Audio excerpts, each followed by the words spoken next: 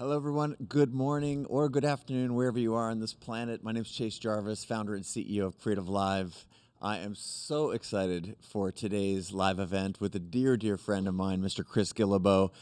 We're coming at you live from remote locations amidst these crazy times, but we are going to really dive into Chris's new book and a handful of other things. If you're new to this channel or to Chris, I would love to tell you a little bit about him. Chris, in addition to being a dear friend and one of the first 100 teachers on Creative Live, Chris is a writer of numerous guides of travel and small business, otherwise living a non-conventional life, which we respect and admire a lot here at Creative Live.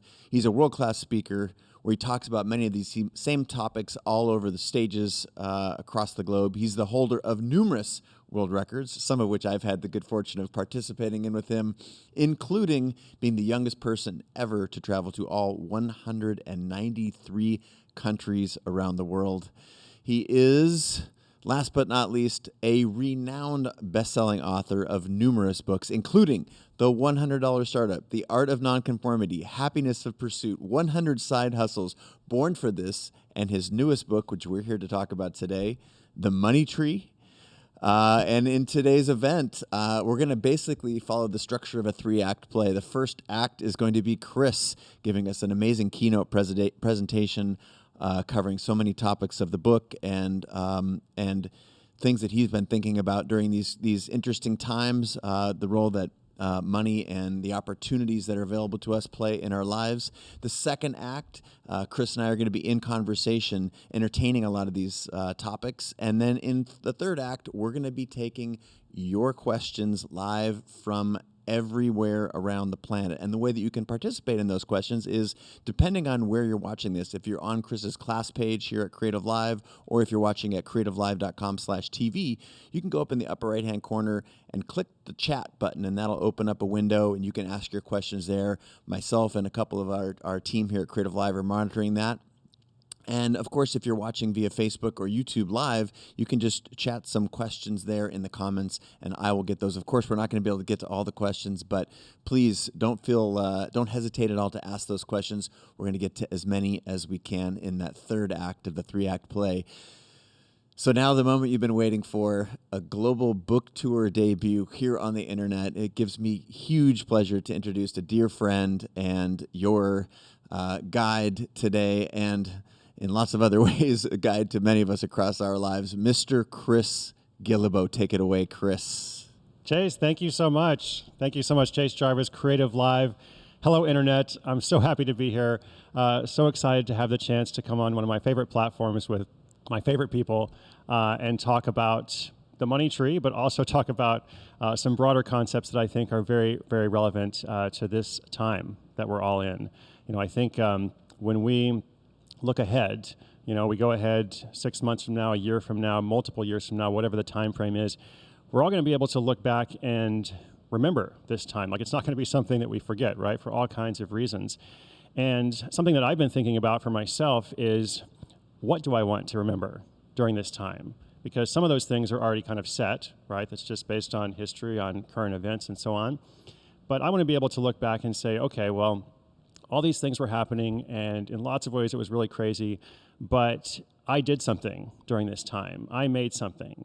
I'm able to look back and say, like, I had a goal, or I made a change or a shift in my life, and I think actually a lot of people are going to make tremendous shifts during this time. So that's my encouragement to you just as we start here. As we look ahead, how do we want to see this time in history when we're looking back on it later? So I'm here, as Chase said, to do the virtual book launch of my book, The Money Tree. I was supposed to go to 40 cities. I was going to do a book tour all across North America and then eventually beyond. But now I'm going to 0 cities. So, of course, I've had to change and make adjustments along with everybody else. But I'm very grateful for the chance to speak to people all over the world here. So we'll talk a little bit about the book, but I just want to kind of acknowledge reality and kind of focus, even more on this concept of, first the reality, we're in this world that has been turned upside down. A lot of people are anxious, rightfully so. A lot of people are concerned and worried. A lot of the things that we have believed to be true, perhaps we're realizing are not true. A lot of expectations we've had, a lot of assumptions we've had. There's just so many changes, right? So many disruptions. And the interesting thing is we've never experienced anything like this before. in human history, but we're going through it together now. So whatever like global events have happened before, we didn't have the connectivity that we do now. So now everybody's doing all kinds of online meetings. We're all watching Creative Live and connecting with people in different places without being able to connect physically. So it's kind of interesting because just as an analogy, I'm here in this studio and Chase is in another studio. So I'm in a room, with some cameras, but it's kind of isolating because nobody else is here.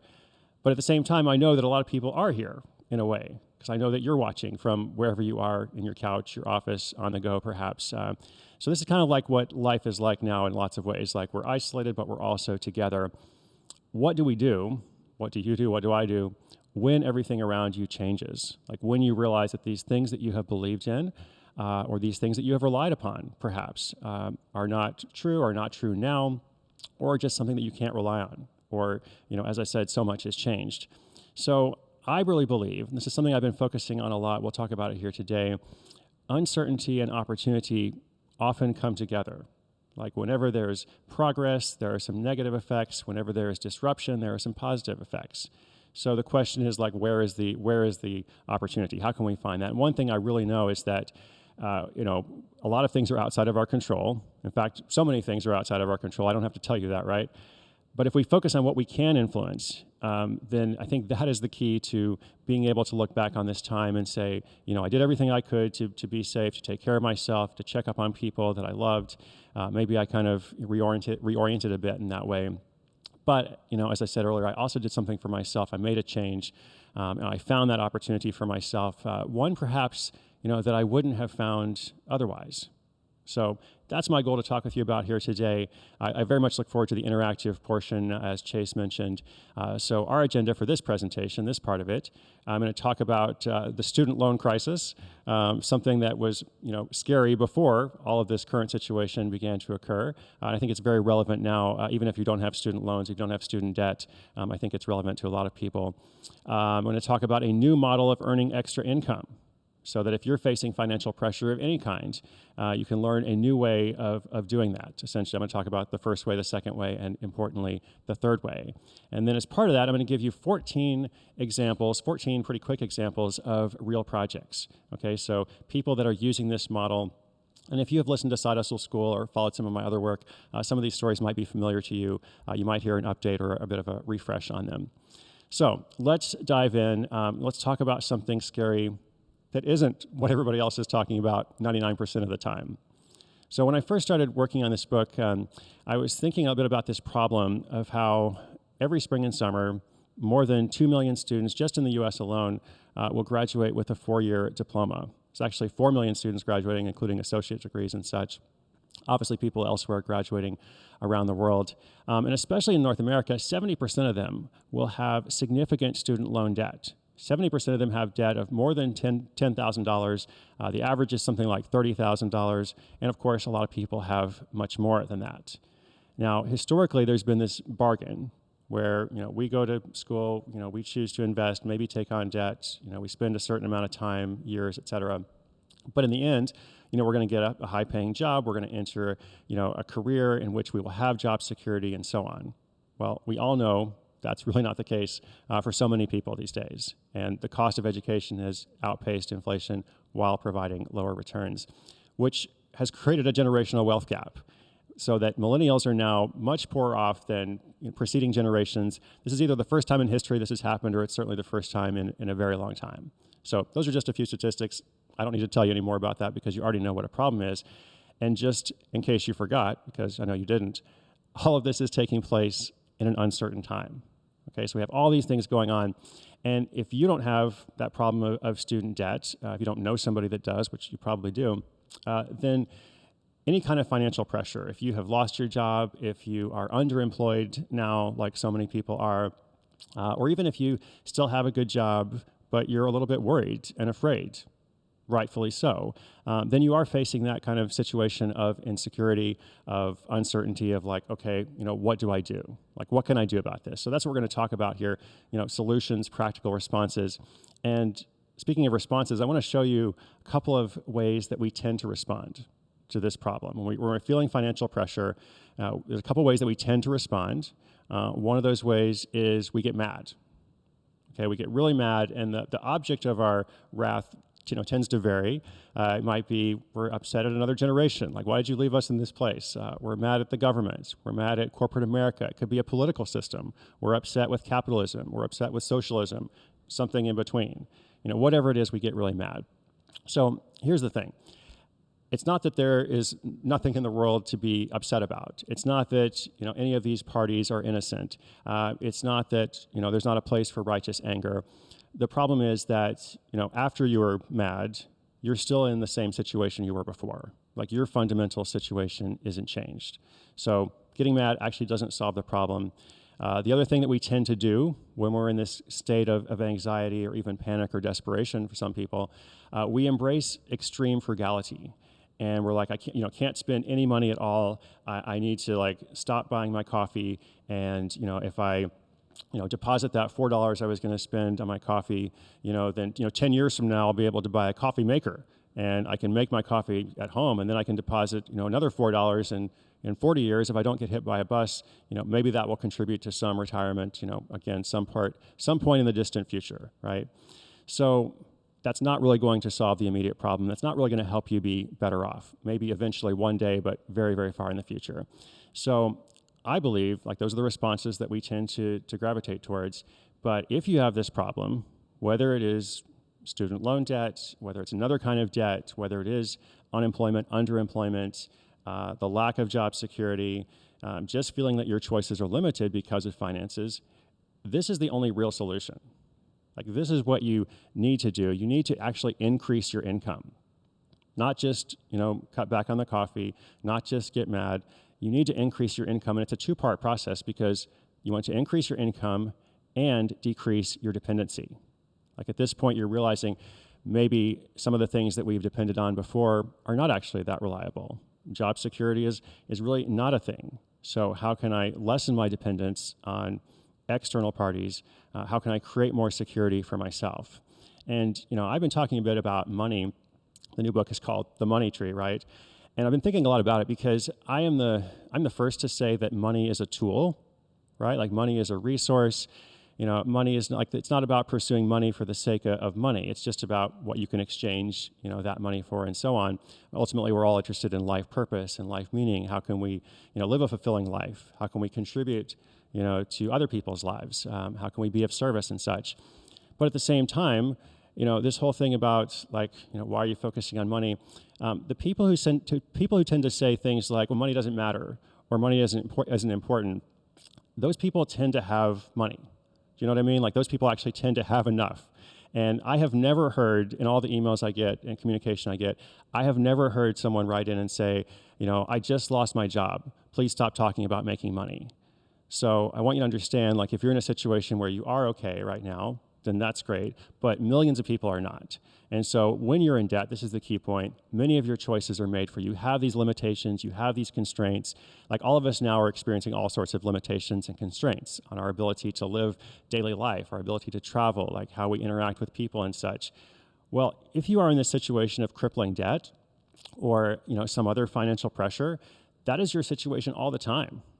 Right? You always have these limitations and constraints, not the same ones necessarily, but you're always living in this world in which you have something imposed upon you. And so it is crippling, as I said. Money's not everything, but if you don't have it, your life is very different. So if you accept this principle, if you're like, okay, can't just, get mad, can't just save money, how do I actually do that? How do I increase my income? And here, once again, we have a couple of responses that we tend to gravitate toward, right? Because this is what we're told to do, and this is what we see other people trying to do. And one of those things is we're just going to work harder, right? We're either going to work harder in our job or try to get a different job, and just try to do a better job and get ahead somehow. Nothing wrong with working harder, but if you have $50,000 worth of debt, that's not necessarily going to help. The other thing, which has been marketed to us very well by large corporations, is go and join the gig economy. Okay, go and join the gig economy, which really is just a set of glorified part-time jobs. It's a set of opportunities to go and make small amounts of money. And there is some benefit, to being able to set your own schedule and to have, some amount of choice there. But there's also a great deal of limitations, right? And if entrepreneurship is about freedom, or being able to be free of financial pressure is about freedom, what kind of freedom is it if someone else makes all the decisions? Because with all of these platforms, all these opportunities in the gig economy, you think you have some choice, but there are a tremendous amount of limitations. These companies control the amount of competition in your area. They control your compensation effectively. If they don't like you, then they kick you off the platform. So again, what kind of freedom is it if somebody else is deciding everything? Nothing at all wrong with having a part-time job. Just to be clear, like in our lives, most of us have done things like deliver pizza, or like I did that when I was young. I worked in a warehouse, like putting boxes on a truck. But that's not what we want to do for the rest of our lives. And if you really want to get ahead, if you are experiencing that pressure, you have to do something different. So those are the solutions that other people propose. Those are what we tend to gravitate towards. I want to propose something different. And Chase was very kind to say some nice things about me in the beginning. I'll just say a couple things. I've spent my entire life, for better or worse, questioning authority, looking for alternative solutions, and I have always worked for myself. This is the definition, I'll let you read this, of entrepreneur that I have always kind of gravitated toward myself. Someone who will work 24 hours a day for themselves to avoid working 1 hour a day for someone else. I'm not saying this is the model everyone should follow. To be clear, a lot of people that I featured on my podcast or in my books, a lot of my community, have regular jobs. They have families and responsibilities. They have this thing called life-work balance, et cetera. So I'm not trying to say that everybody else needs to, work all the time or whatever. But for me, I've just been very motivated, to start different projects and to explore, as I said, different solutions and alternatives. And my overall mission is to help people make their own choices and become self-reliant. And I've done that for 11 years now with this project I have called The Art of Nonconformity, which my overall mission is, or life statement I would say is you don't have to live your life the way others expect. There are all kinds of expectations that people will put on you. There are all kinds of assumptions. There are all kinds of traditional paths that are laid out for you to follow. And you don't have to adhere to those expectations or assumptions or follow those paths. There could be something else better for you.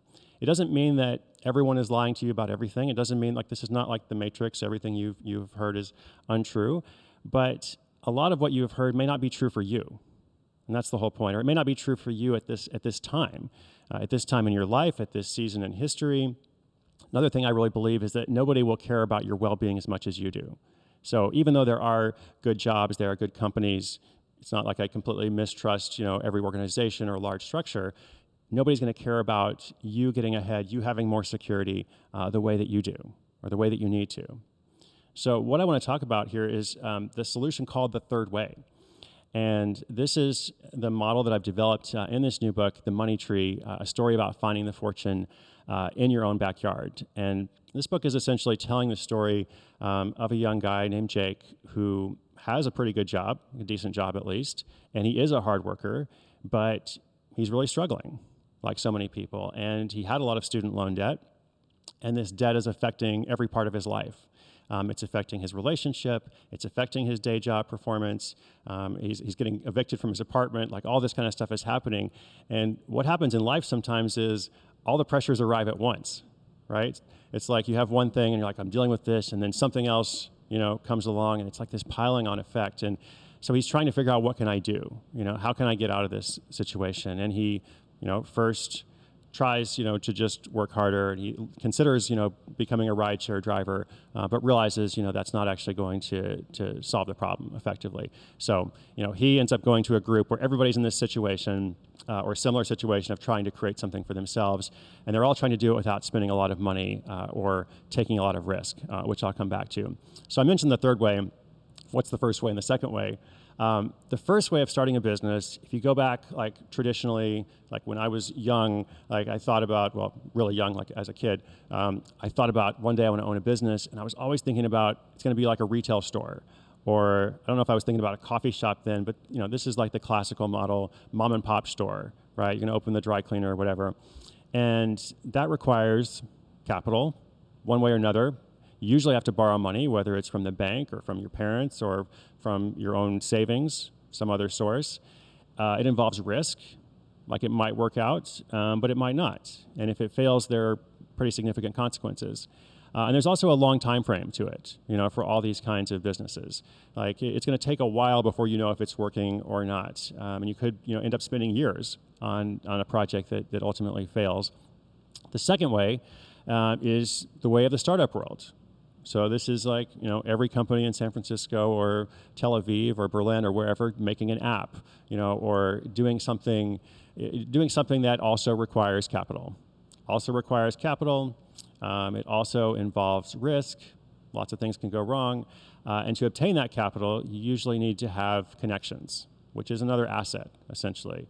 You need to have the right connections, the right relationships. You need to know people. And so these two models are often presented as opposites, like, oh, you got your retail store, and this is the new way of the startup world. But think about this. What do these approaches have in common? And there's an obvious answer. Both of them are dependent on other people. Both of them are dependent on somebody else, some other person or party, to come along and kind of bestow permission in the form of funding, usually.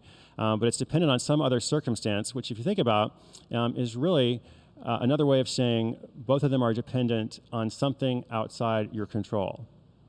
And when I started a few minutes ago, I was like, right now there's a lot of stuff outside of our control. What is within our control? Don't we want to maximize what is within our control so that we're not dependent on external events? Or we're less dependent, let's say. We're less dependent on external events. We're less dependent on externalities, for our security. So first way, second way, and I'm proposing the solution is the third way. The third way is about real people. It's about people like Jake in the book. It's about maybe like somebody watching right now who has found a way to, they didn't always identify as like a capital E entrepreneur, but they found a way to start a little project that makes money. And this project makes money. It becomes an asset for them. They do so without, going into debt, spending a ton of money. This whole thing about how you have to spend money to make money, I don't believe that. I think the time to invest in your business is when your business is taking off, not when it's getting started. So these are real people using a skill that they already have, finding a way to transform or adapt that skill to this new economy that we're all finding ourselves in. So about 10 years ago, I published a book called The $100 Startup, which was kind of the story of accidental entrepreneurs, or again, just people across middle America, elsewhere, not always in tech centers, who had found a way, to follow their passion, follow their skill, usually together, follow a passion and a skill, and create something monetizable with it through the knowledge that they had, the expertise that they had, through something that they had learned, whether in education or in a job or just through a hobby. And I started telling these people stories because I felt like nobody really was. I felt like there were lots of stories about people like Steve Jobs or Elon Musk now, and very few stories about relatable people who, as I said, didn't have access, to a lot of capital or resources. And then 3 years ago, I started this project, a podcast called Side Hustle School, which I've been doing every day since January 1, 2017. And when I started, I was worried that I would run out of examples because, every day I'm telling a different story, answering listener questions. Again, just looking at somebody and saying here's the path that they followed, here's the idea that they had, here's what happened along the way. Well, I'm 1,200 episodes in and counting and not running out of stories at all. So before we go to a more interactive portion, or before I have a conversation with Chase, I thought I would just quickly tell you a few of these stories.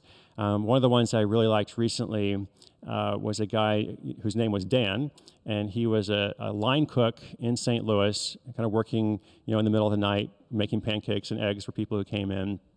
And whenever the diner wasn't busy, he would, devote his time to making pancake art. And if he had a customer come in, he had a little bit more time, he would make their pancake, in the shape of some cartoon character or something fun. He just noticed that he got more tips, when he did that. And so he started getting really good at it. And a friend came along and said, hey, will you actually come to an event? I don't know if it was a birthday party or something else. Will you come to an event and do your art? And so he did. And from there, the two of them decided to actually make this a business. Well, about 3 years in, they were traveling all over the world. And like they were in Dubai last year, a bunch of other places. Obviously, they're not traveling as much now, but they built this business to multiple six figures. So this is a guy who is, again, a diner cook, in a random diner in Missouri, and now he and his partner are making six figures from a pretty basic skill, right? But a lot of people can make pancakes. He found a way to kind of level it up. So that's Dan Cakes. You can check him out online. Here's another image of one of their creations. It's really elaborate. This guy, Victor de la Flor, is a U.S. Marine who crushed his sunglasses like we have all done at different times, like end up sitting on them or something. And he did it one time too many, and he was like, I keep doing this. I buy nice sunglasses, and then I end up ruining them. And as a Marine, he had to wear a hat. And so he created this really, really simple product, very simple, like practical product that's providing a solution to a real problem, a 3D printed clip, to secure your sunglasses under a hat. He did so, just kind of bootstrapped, right? Just kind of DIY figuring it out.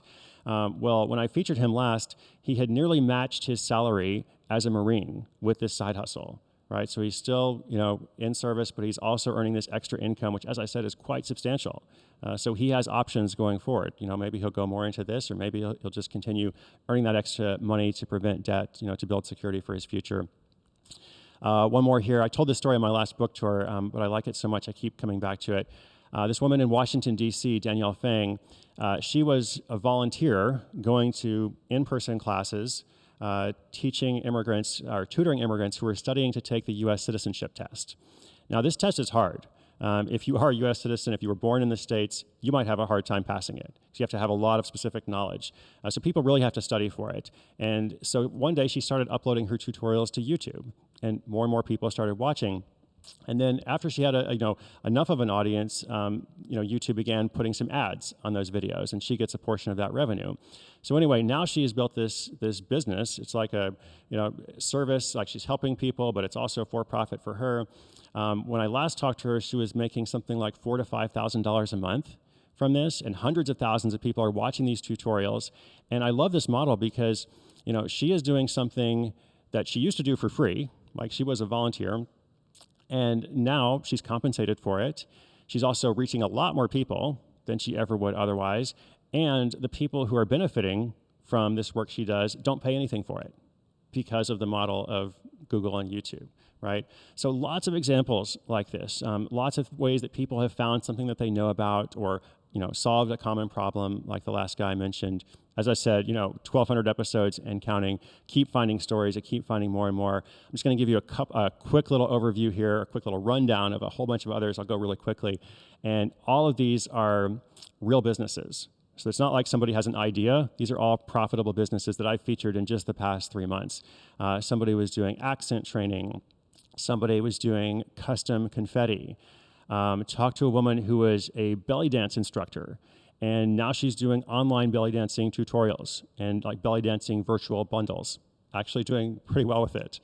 A guy who's made $250,000 doing drone repairs, which I think is really interesting because here's a statistic. Approximately 100% of drone owners will crash their drone. So it's a big market, fixing people's drones these days. I talked to a New Zealand teenager who was importing speed cubes, which are kind of like Rubik's cubes, but there's a whole like subculture hobby of this. So he started importing them from China and Australia. Now he's like the main guy in New Zealand selling these, earning a good income from it. A woman who's doing photography sessions focused on your Tinder profile, really specific market, but a lot of people who need to improve their dating profile photos. If you're not into that, there's another woman who is doing dog portraits. Right, so online dating portraits, dog portraits, again, profitable business. A guy whose passion, because everybody's got a thing, his passion was carnivorous plants, and was really into they got the Venus flytrap, but apparently there's a whole lot of others. Like the Venus flytrap is kind of a stereotype in the carnivorous plant world. So he decided to build the Wikipedia of these plants effectively, and created a little exchange where people can buy and sell and trade, and he earns a commission. On all these trades. So I like that example because it shows sometimes the more random or the more narrow the topic, the better. And I pull these examples out because people are always like, well, I don't know anything that other people would be interested in paying for. I'm like, oh, yes, you do. I'm sure you do, and I bet we can figure it out if we just talk it through. What else did I want to mention here? Let's see. Oh, rent the chicken. That's right. In case you have always wanted to bring a chicken into your home, but weren't sure if you're ready for a lifelong commitment, you can now foster a chicken through a for-profit service where somebody's actually doing pretty well for themselves. So you can check that out if you're interested. And these are not anomalies. You can see there's like so many different topics, so many different things that can be done. And one of my favorite things is to kind of talk with people who think that they don't have a marketable skill and try to show them an example. And I like to teach through examples because it kind of destroys the excuses. It kind of is like, well, there's nothing I can do. Well, all these people were able to do it. Well, I don't have any money. Well, a lot of people don't have money, and they're able to do it. So let's find some relatable project, and let's see what you can do. I'm going to tell you one more. I really liked working on this story. I called it The Rise and Fall of birdsupplies.com, which you can go there if you want, but we might all crash the website if we visit at once. So the woman who's been running this site, she's actually had it for a long time. I forget how many years, more than 10 years, might be 15 years or more. And when she first started this site, she was the go-to spot, the source on the internet for, well, it's a spoiler, bird supplies. And she did really well with that for a while. But then I think she actually made like 6 figures from it. But then she became the victim of an algorithm change by Google, which is a whole other thing, a whole business lesson we could talk about there. The point is her income greatly dropped. And then she found a way to kind of reinvent herself. And she decided to focus specifically on parrots, not just all birds, but parrots. And apparently, parrots have a lot of behavioral issues. So she began writing ebooks, a series of ebooks specifically addressing parrot behavioral issues. These are all real products. Is your screaming parrot driving you nuts? A couple of examples here. Do parrots have emotions? This parrot is longing to go home to Canada, I believe. As she went along, she improved her design. So you got why parrots pluck their feathers. And then the perennial bestseller here, Why is My Parrot Biting Me? So all of these ebooks sell every day, hundreds of dollars in sales. It's about a 95% profit margin when you're selling something like this. So again, very hyper-specialized topic. And about that profit margin, by the way, in my great wisdom as a traditional author, I earn about 14% from my books. So she's doing, as I said, 90 to 95% profit margin. Kind of inspired me actually because in this time I have to also, be willing to change and adjust and adapt. And so I wanted to do something special here for Creative Live. In addition to talking about the money tree, thought I would give you just a special sneak peek of my book that's coming out in the fall, Feather Plucking for Fun and Profit, Get Rich or Die Flying. So you can pre-order that at a certain point, but first focus on the money tree. So the whole point, this is possible. This is possible. There are a lot of people doing it. There's a way that you can do it too. There is something that you can do. If you've never thought of yourself as, being a business owner or entrepreneur, that's not what it's about. It's about creating freedom. It's about creating freedom for yourself, for your family perhaps, for your future.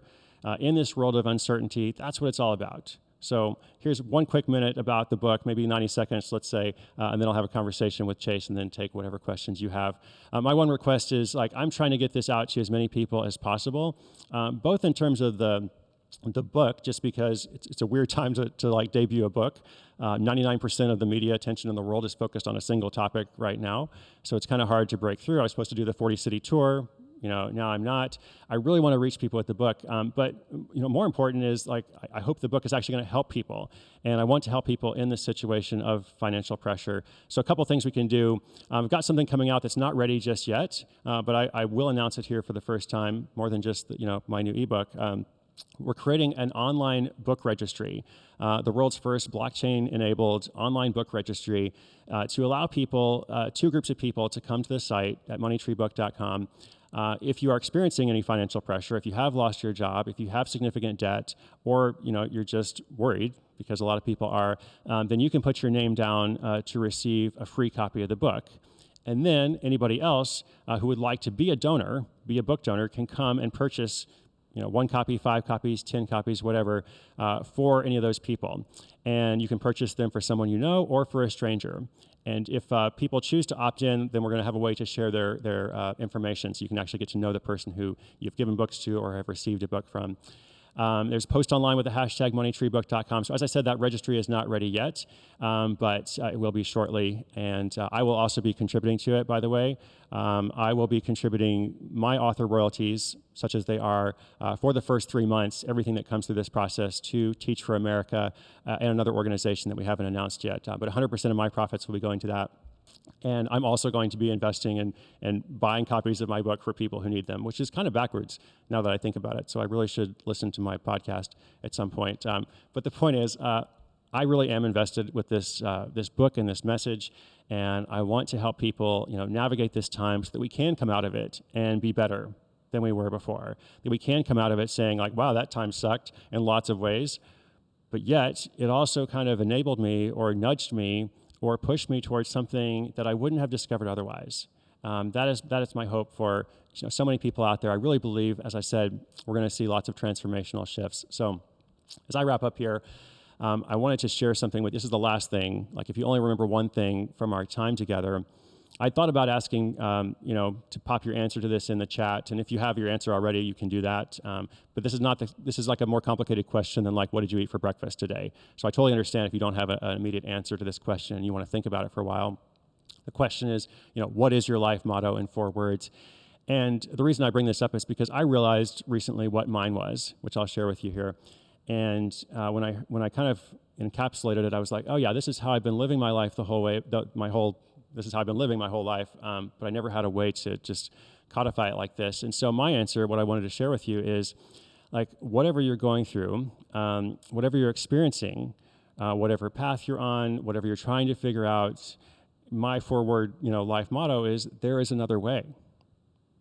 There is a conventional path. There is the path that you know about. There is, the path and the options that people have presented to you or shared with you.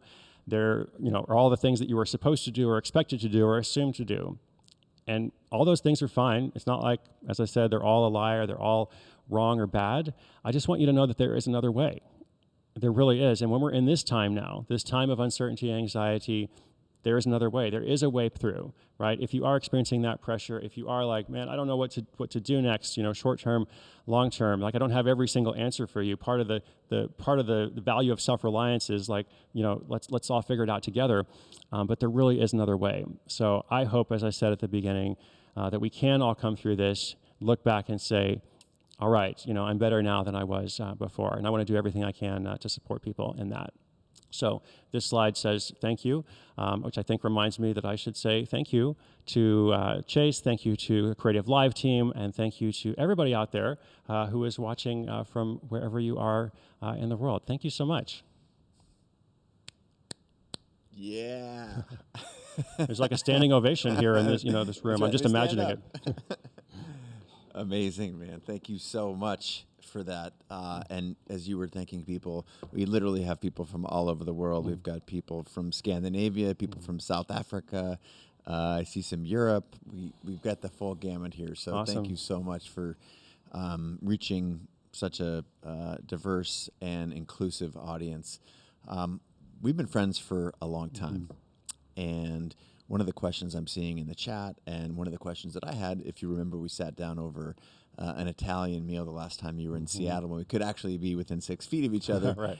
And breaking bread. And we were talking about the money tree. And one of the questions that I have that I know is true for others is, this is a fiction book that you've written here, right. and you've embedded these lessons in a story. So what made you take that route, and how much fun or extra hard work was it?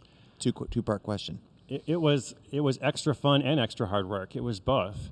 I got the idea at some point. I don't remember exactly what the origin was, but I started thinking about a story, right? And it is a story. I'm trying to teach through storytelling. My hope is that people will read this book who might not read, a how-to book or a business book, but who need this information, right? It's not just information, right? They need a path. They need they need to believe in themselves, and they need to understand that this world is accessible to them, because they've never thought of themselves, as going down that entrepreneurial path.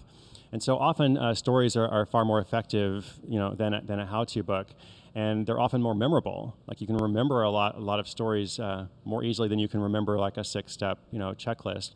And so I started thinking about that main character, Jake, and I spent maybe 3 months just kind of outlining some ideas before I wrote anything, outlining ideas, thinking through characters, thinking through plot, and just really trying to hone it and make it really sharp. And then I wrote the whole book before I ever showed my agent or my editor, which normally in nonfiction publishing, you write a little proposal, like here's what the book's going to be about, then you go away and actually write the book.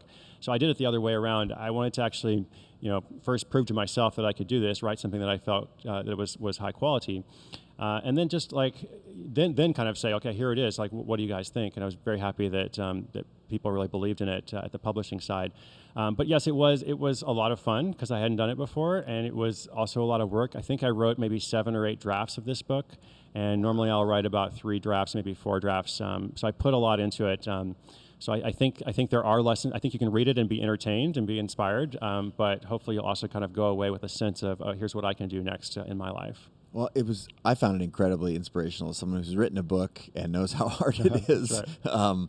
And finished this book. The storytelling was amazing. But there's a little meta lesson that I found in there, which is you took a risk in putting this out there in a new format, new to you, and that is so much about what you speak about, what you write about, is people taking risks to tap into whatever it is their passion. It's just getting started doing something instead of nothing. That's a huge theme in the book. So is this a process of taking your own medicine?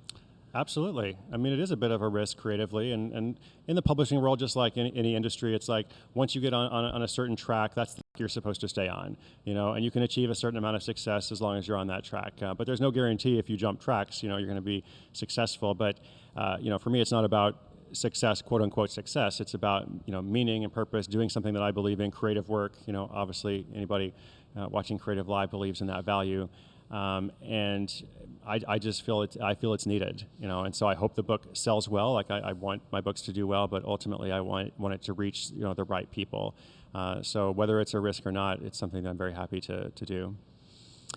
So let's talk about the third way, and you recounted in your prezo, ways 1 and 2.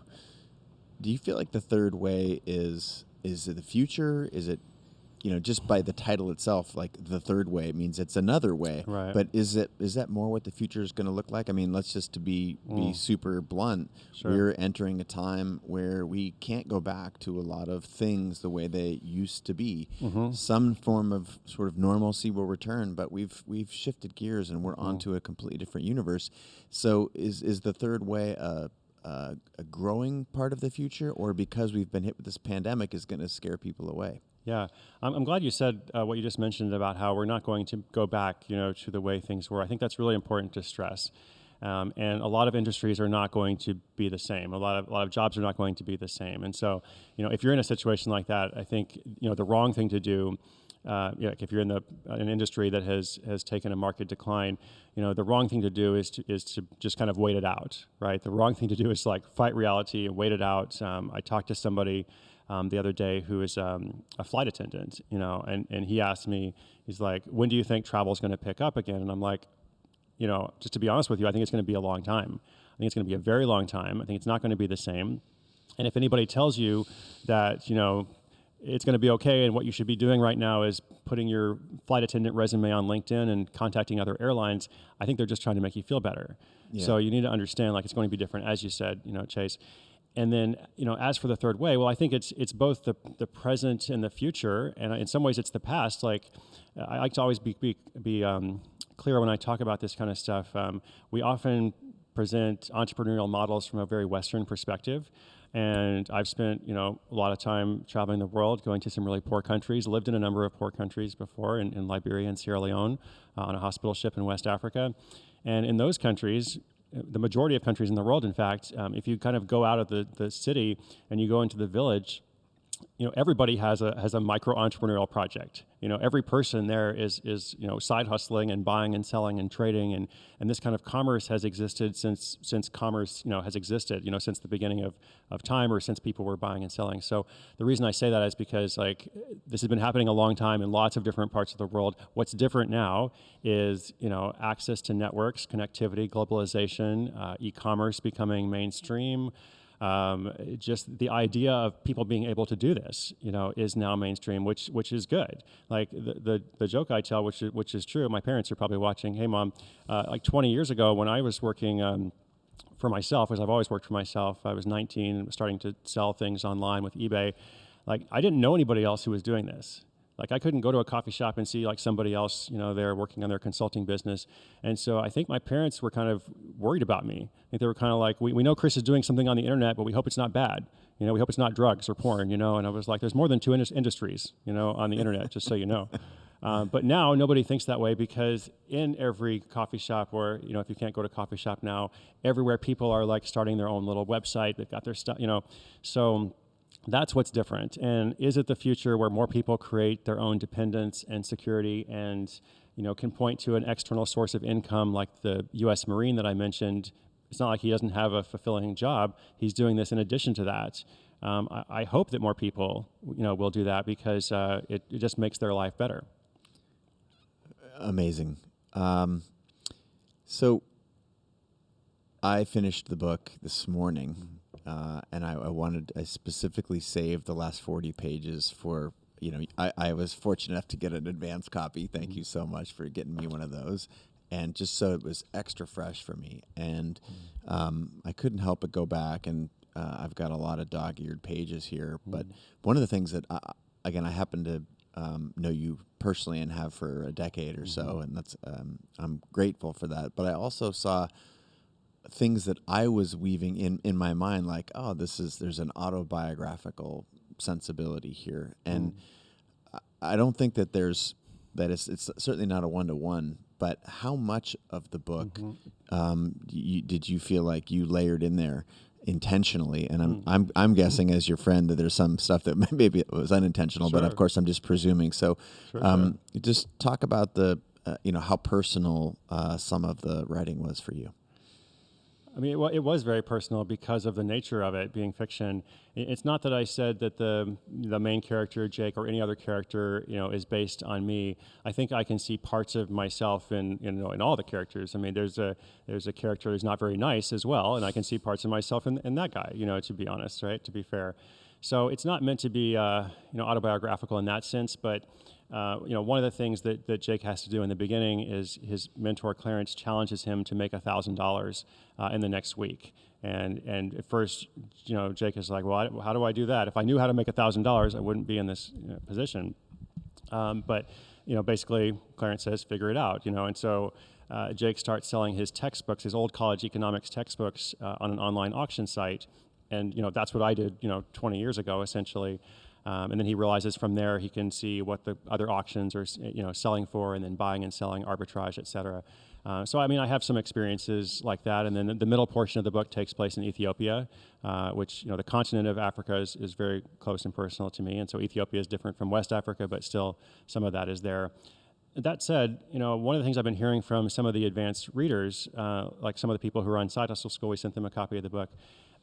They're saying that even if they are not like the main character, they're a different kind of person demographically, they can see themselves in that person. So a friend of mine, Shannon Mattern from Ohio, I think she said she's 41, 42. She's like, I'm a 41-year-old woman, and I connect very, very much, to Jake, the 28-year-old guy, because I was in a similar situation, and I was in a corporate environment like his, and I had to find my way out, and nobody was telling me what to do, but I eventually figured it out. So my hope is that it's relatable to really anybody who's experiencing some kind of struggle. Oh, it's incredibly relatable as someone who's struggling to adapt to a changing world. We at Creative Live, we stood up Creative Live TV in just a week and are broadcasting live from the homes all over the place. Me personally, my wife Kate, who you know well, finally I got kicked off the living room table or the dining room table down into a spare bedroom downstairs. So there's a lot of change, and I think we're all trying to find a new normal. with respect, I want to go back to this, your writing of the book, because I think that process you talked about briefly, you put a lot of extra juice into this one, 8 revisions or something like that. I think that there's a lot to understand about anything when you uncover the process. So did the fact that you rewrote this 8 times instead of the 3 or 4 that you normally would in a nonfiction book, was that a signal of the amount of insight that you were trying to put in the book? Was it a factor of just being new and different? What was that extra work that you put in? I know when we're trying to learn new things, which is so much about, there's a big part of your book, Jake's trying to learn a new skill. And again, I like this meta narrative of, is this you learning a new skill, and are we going to see more fiction from you in the future? Yeah, I'm not sure about the last thing. I really, really enjoyed it. I really liked it. So we'll see what happens next. But as for that work process, I think it's probably a combination of all those things you mentioned. I did get some really good input about it. I mean, definitely my agent and editor really kind of contributed some really sharp comments on the final drafts that I think made it a better process. So do want to acknowledge that. But I think the interesting thing with fiction, just like a lot of other creative work, is there's lots of different ways you can do it. It's not like there's a one right way. You don't come to this is the 100% optimal path. So I think for me, it was just like, what is the best way? What is the best way for me to tell this story and to be proud of it, and to feel like I've found the right balance of entertainment and inspiration, where people could read it and just enjoy the story, while also learning something. Here's something I didn't want to do. I'll tell you this about process. I didn't want to include at the end of each chapter, hey, here's what you should have learned during this chapter, which is a common thing in books, like the 3 bullet points at the end, which I always find kind of annoying, and I think I've done it before. But just to be transparent, it's like, you read the chapter and it's like, hey, here are the 3 things you should have learned in the chapter. Did you really learn them? Just want to make sure. Did you learn? Here it is again. So I don't have anything like that at all. It's meant to just be let's enjoy this experience. Let's immerse ourselves in this experience. But hopefully come away at the end being like, okay, now what am I going to do with my life next? Amazing. If you're just joining us, or if you're watching on a different platform, as we're streaming this, not just here at Creative Live, but we're pushing this to our social channels, some of Chris's. Welcome, first of all, and I'm Chase Jarvis, the founder and CEO of Creative Live, and have the very good fortune of talking to my dear friend Chris Guillebeau about his new book, The Money Tree. And anyone in the world, wherever you're hearing this right now, seeing it, whatever, you can pop over to creativelive.com/Chris. And that will allow you to view the page in Creative Live, which will also allow you to join the chat here. And all you have to do is up in the upper right-hand corner, click Join Chat, and that will allow you to ask questions for the question and answer section, which is coming shortly here in the next, 20 minutes or so. I've already got a long queue of questions, but if you put your questions in there, we're monitoring them. I'm monitoring them, and we'll be happy to consider them. Okay, so away from process now, and a little bit more towards some of the lessons in the book. What I observed is that you pulled so many different aspects of your previous, I don't know how many, 6 books, 5-6 books now, and this overlap. I want to go back to, I think it was in Born for this overlapping Venn diagram of, I think you called it money, flow, and Joy. Yeah. This area, these different pieces of our individual personalities, where we can find the thing that we're supposed to do. For those people, like Jake, who are comfortable in their job and want to have a side hustle.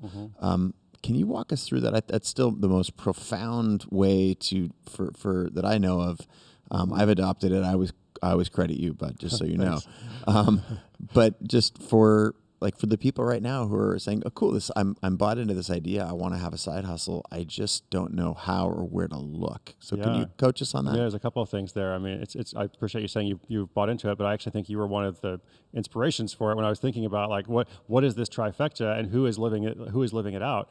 So the trifecta is as you said, joy, money, and flow, and these are the 3 elements that I think contribute to meaning and purpose, and some amount of happiness, but that's a different topic. So meaning and purpose, joy, it's like you're doing something that you love to do. You like doing something. It's not that you're passionate about 100% of aspects of everything that you do, your job and stuff, but overall it's like this is what you like. And money is this element of being sustainable, right? You're doing something that actually compensates you, because in the world that we live, we need money to exchange for other stuff. And then flow is this skill that you have that is just so sharp and something that you're really good at. Maybe something that is easy to you, but other people find it difficult. Something that you can just really immerse yourself in, and like, this is the work that I love to do. And I think when you find that, like, that is the goal. Like, we're all on this like journey to find it, and maybe you never reach it, right? But you're always trying to get closer and closer to the intersection between these three things. And in life, you can sometimes be satisfied with only two of them. And there can be some times that you go through a season where you're like, man, I actually need to really make some money right now. I don't care what it is. I don't have to be good at it. I don't have to love it. And then other times, it might be one of the others, but ultimately what we want is all three of those things. So as it like pertains to like, what is my side hustle? What is it that I'm going to choose? There's a number of exercises we can go through about identifying your skills and such, and what are the skills you have that are marketable? How are you going to transform those skills into a product or a service that we offer to people? But that's also about an intersection of, I really like to do this thing and it is valuable. It's not just both. It's not just one. It's like, I really like to do this thing and other people also find it marketable and valuable. I'm not just like doing something for myself. I'm doing something that is contributing in a way. And usually you can talk that through with people and help them kind of understand what the intersection is. Amazing. I feel like I point to that book and to you, maybe not daily, but certainly weekly. It's just a really elegant answer to the question. There's this a theme in the book. I'm just going to grab one particular page here. Check how you say it. It's just being, I'm going to put it in slightly different words because you use it really eloquently in the book, but just you're more capable than you give yourself credit for. And it's a very powerful theme in the book. I see it in your work. The World Domination Summit to me is one of the most profound events that I've ever attended. This is where you bring thousands of people together to set world records and to just observe when some committed, hardworking people come together, what's possible. So for the folks at home, things like imposter syndrome, if you've arrived, self-doubt, just negative self-talk.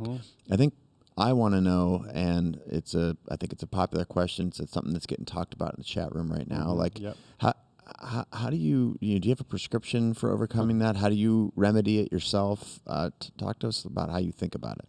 I don't have a prescription or a remedy. It's something that coexists, for me, and I think for a lot of other creatives. It's not about like pushing through it or pretending that it's not there. It's more like, what is the higher value? So yes, I experience doubt and negative self-worth all the time. I've gone through a lot of stuff. I've talked about that a little bit. Just even like mental health issues and depression and anxiety. And I think people need to talk about that stuff more. So those things can be there, and at the same time, you have a desire to do something more. You have this aspiration. You have a feeling within yourself that you are meant for more, right? Like, there is more to life than this, whatever this is that's around you. And so in the book, that theme that you mentioned, like the way I explain it in the book is, you can do more than you think. And it's just a kind of recurring, mantra, recurring like slogan that's kind of presented. And that's certainly been the case in my life. Like, I never thought that I would go to every country in the world. I never thought that I'd be speaking to like all these people around the world. Not at all. I just did one thing. I did the thing that was in front of me. I think this is always good advice. Like, do the thing that's in front of you right now. If you have one small idea, don't worry about, don't criticize this idea or analyze it to death. Just do that thing. And if that leads you to something else, then do the next thing. And that's what I did with everything in terms of starting the blog 11 years ago. I said, I want to one day have 1,000 people that read my blog. That was what I wrote in the very first post of chrisguillebeau.com. And I said, maybe one day I want to write a book, right? Like one book, And so now here we are. Now we got the summit, all the other stuff, and it's because I did the thing that was in front of me and kept doing that over and over and over. The last thing I want to say about imposter syndrome is, for that person out there who has that dream, that aspiration, that inkling, that sense, maybe you don't even know what it is. It's just a sense, it's just a sense, like there's something more for me. I think if you don't pursue that thing, that's when you are being an imposter, because the real you, the authentic you, that's where that authenticity is in pursuing that idea, even if you don't know where it leads, And if you choose to turn your back on that, then you are rejecting a big part of yourself. And you don't want to do that. So it's actually the true self that is, leading you towards saying yes, and it's the imposter that holds you back. What are the biggest ways that people hold themselves back? I think it comes in lots of forms. And as someone who's, coached people online and written about that sort of extensively, even sometimes overtly, sometimes not so overtly, what are some of the biggest ways that you see in your community people not doubling down on their own self? They focus on obstacles. They focus on limitations. They say, here are all the reasons why I can't do this. Oh, I would really like to do this, but this is in my way. I don't have access to this resource or this knowledge or, whatever it is. Like, I'm focusing on these obstacles. That's one way. So, the way around that is like to demolish the obstacles. So let's move this out of the way. Let's move. Oh, you don't have a lot of money. Okay, well, look at all these other people that did this. What can you do without spending a lot of money? In fact, you shouldn't spend money. So that's one thing. I think another thing is just extensive analysis. And I know, like, in certain worlds, I know finance and, like, in the startup world, like, validation and such is so important. But for a lot of people and a lot of projects, for doing the thing that's in front of them right now, they just need to do it. And I think research is often like a code word for avoidance. It's like, I need to do a bunch of research, but you're really just kind of putting something off. It's like research, avoidance. I'm going to go to graduate school. This is like, a way to defer 2 years of your life, to not make any decisions effectively. So anything you can do to not do that, I think is good. I am typing that quote into the chat right now. Research is code word for avoidance. And if you haven't yet, now is a great time to order the book for those watching. If you're on the class page or just there's about a third of the way down below the video window, there's a link to go check it out at Amazon.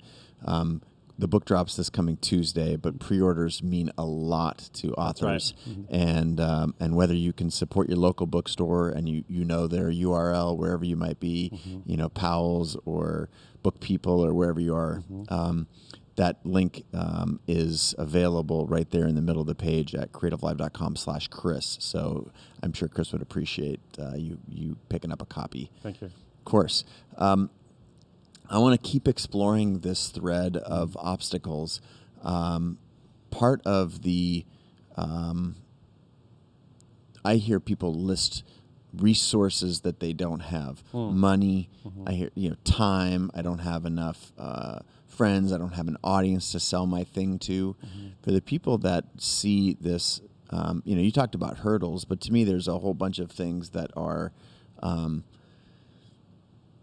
resources that the belief, like, oh, I don't have an investor. Right. So would you tell us a story of story time with Chris? Great. Would you tell us a story of how you started just one of your things, maybe WDS, and so we can actually get into the mind of the entrepreneur, because I'm guessing that you too lacked resources, and it'd be good to hear what you did. Yeah, I think I want to tell a slightly different story than WDS, just because WDS is like a community gathering. It's a nonprofit.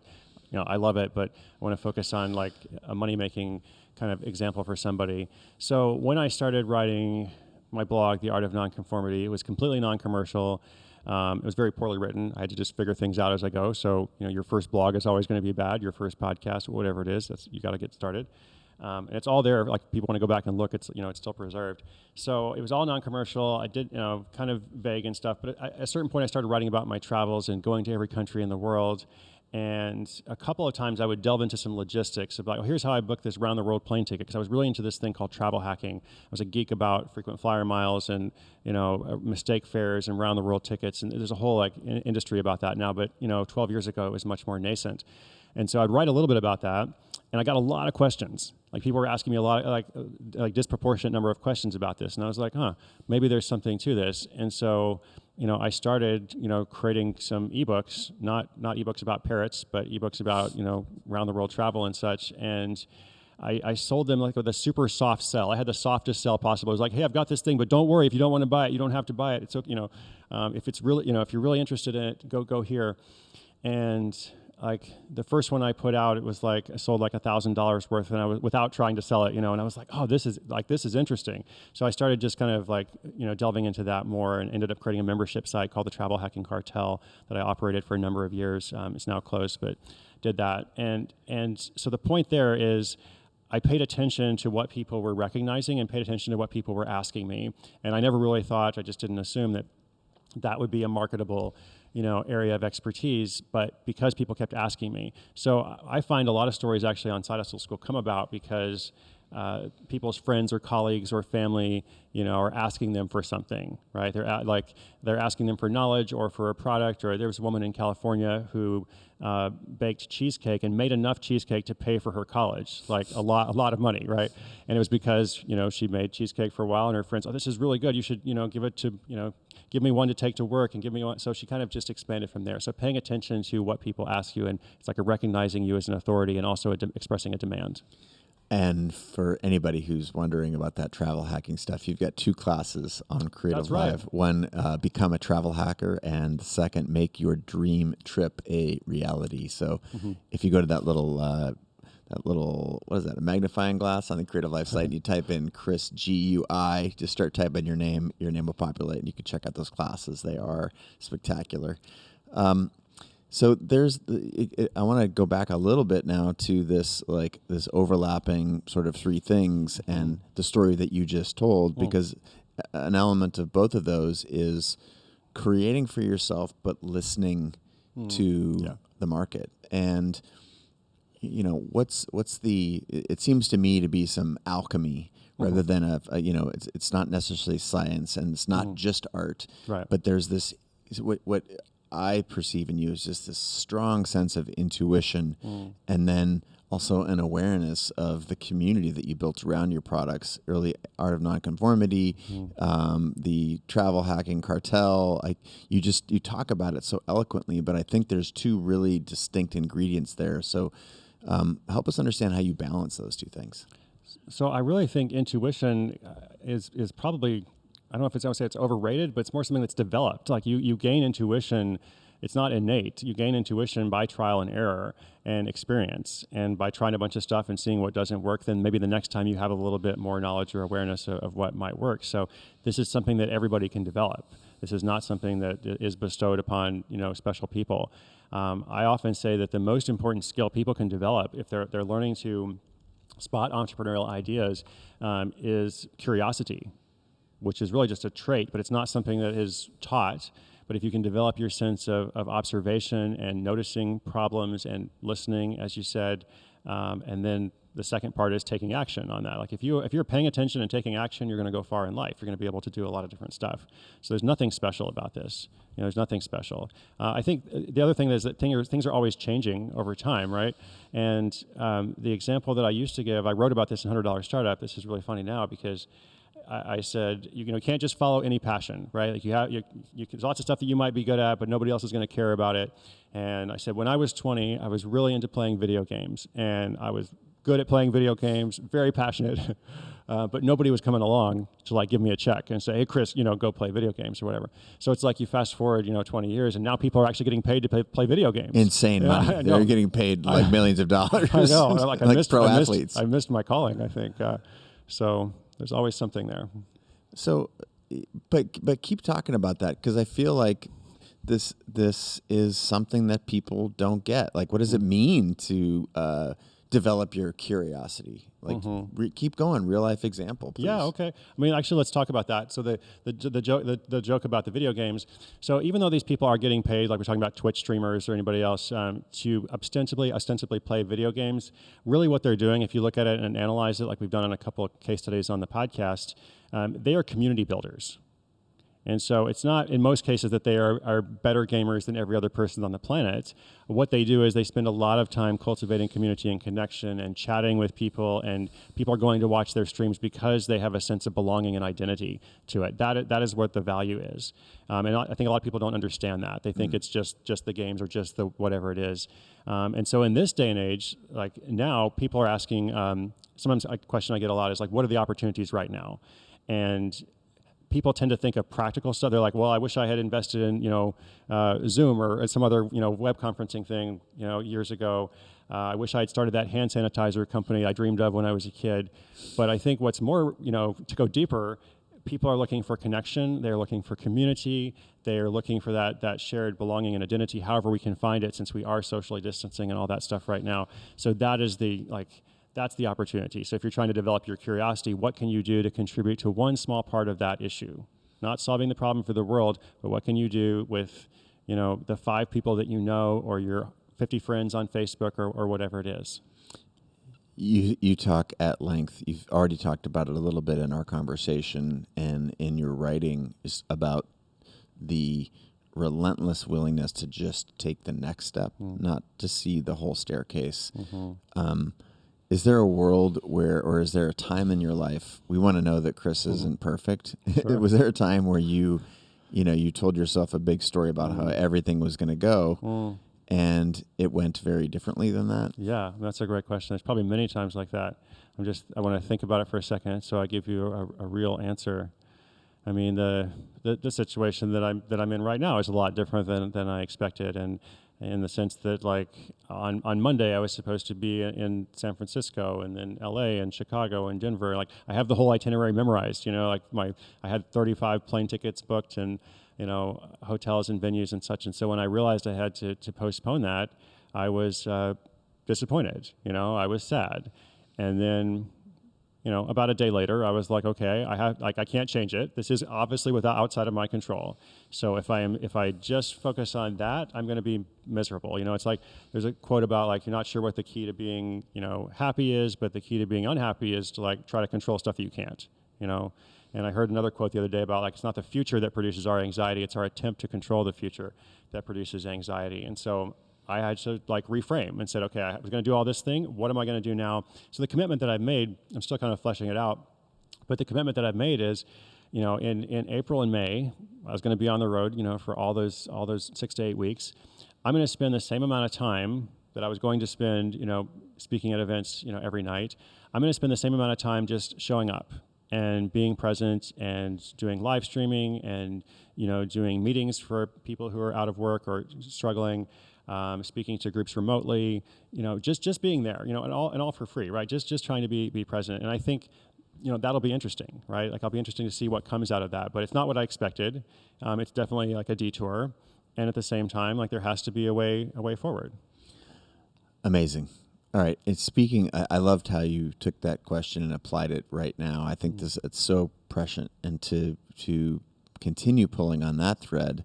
One of the things that we promised with this class, this global international book release that we're a part of right now, on the class page, you say, who is this event for? And it's for people who are working remotely for the first time.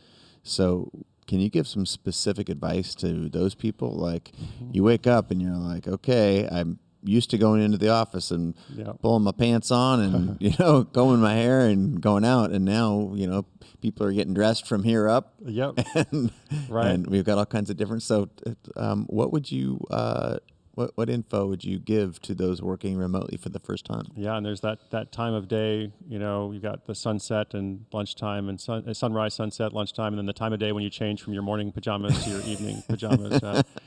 I think it's good to recognize that this is hard for some people. And, for some people, I think for everyone, it's a real opportunity. But there is a group of people that is, like, really excited about it. And, like, I've been asking my boss to work remotely for years. They've always said no, and now they have no choice, So they're really jumping into it. But I think a lot of people who are just more accustomed to an office environment or another environment with a lot of, like, in-person collaboration, people who might be more extroverted, then they are struggling a bit, and it's hard to adjust to the different routine and such. So, so big picture and then practical. Big picture is see it as an opportunity. If you have extra time now for whatever reason, cut yourself some slack. Like, this is a hard time for everybody. So I do think it's okay to, like, watch some Netflix or eat some ice cream or whatever. Like, it's all right. But at the same time, like, again, ask yourself, what do I want to see come out of this time? How can I come out of this and like I started writing a book, or I started the podcast, or my side hustle, or the art thing I always wanted to do, or now I've got my music on SoundCloud, or whatever it is. Try to devote some time to that in that process. Maybe one thing practically is, if you're now working remotely and you have a full-time job still, but you're not required to work the same hours, you have certain things you have to get done, and maybe you have to show up for certain meetings, but you have some flexibility. This would be a great time to kind of figure out what are your ideal working hours. Because normally you've been going, from 9 to 5 or whatever the time period is. Now you have some flexibility. You may discover that you do your best work early in the morning, and then you need a longer break in the afternoon. You like to go back to things later, or something completely different. This can be really helpful to figure that out, and that can help you in your side hustle. It can help you in your day job. It can help you whatever else you do next. Amazing. All right. Well, I've got a bunch more questions, but I'm aware that there's now so many questions accumulating in the chats all over the place that we need to get to some of those. So if you are ready, I would love to shift gears. And there's so many good questions coming in from far and wide. And there's a really cool sentiment that we are all in this together. Like this is, people from the corners of the globe asking questions, all of which are relevant. And I think it's important to acknowledge that we're in a unique time. You talked about it in your, how you're dealing with change and the story that you told yourself before versus, I think you called it reframing. Yep. So we've got people all over the world in the process of reframing. And the questions are myriad. So I want to cover a bunch of different aspects that relate to the book and everything that you've been writing about for the past decade. And because of the pandemic and the book tour, people are asking, did you actually think about postponing the whole thing? Was that an option for you? Or was there just a let's go forward. The book is so close. It's here. It's been printed. This is maybe a little insight in the mind of the entrepreneur. Like when you're faced with, it's usually not do you do the smart, easy thing or the dumb, hard thing? It's usually like, it's like, if I had to not use one hand, which would it be? Right. So how did you, what was part of your decision process? Well, if we were going to postpone, when would we postpone to, right? We have no idea, when things will be different in some ways. And the tour, I do hope to be able to go back to that at a certain point. I don't know when that will be. But the good thing about a book is it's still available, in lots of different formats. I have an audiobook that I recorded. There's a digital version. People can order the print book from their local bookstore, as you said, or from Amazon or wherever else. So the message is relevant. It's timely, And so it's like if I can overcome the business challenge of getting the message out during this time, then I do think it will help people. So no, I never thought about really pushing it back. And also, to be fair, it's not entirely up to me. I'm working with publishing partners, and they have calendars and such. So I think the best thing to do is accept that part is out of your control. The book comes out ready or not at this time, and it's actually good for me to have deadlines. I would say also as a creative and somebody who works independently, if I was self-publishing my own stuff, I might push back the book every time. Even when there's not a pandemic. It's like, another 2 weeks would be great, another 2 months, but because I have the publishing relationships I can't do that, and that's probably good. Awesome. Well, thank you for sharing that. That question was from Sion. Thanks. So there's a interesting discussion going on. It's got its own thread. Nadia and Pamela are talking about considerations for what other people think about either your business idea or you writing a fiction book for the first time. Talk to us about how to manage the pressures that we feel culturally to do a certain thing, be a certain way. You opened with largely looking at ways to be unconventional, to break rules, and so reconcile all that stuff for us. And how should we think about the incoming pressures or ideas that everybody else has for our one precious life? Yeah, I think the ideal, and I say ideal because it's hard to live up to, but I think the ideal to understand is, what other people think about you is none of your business, basically, right?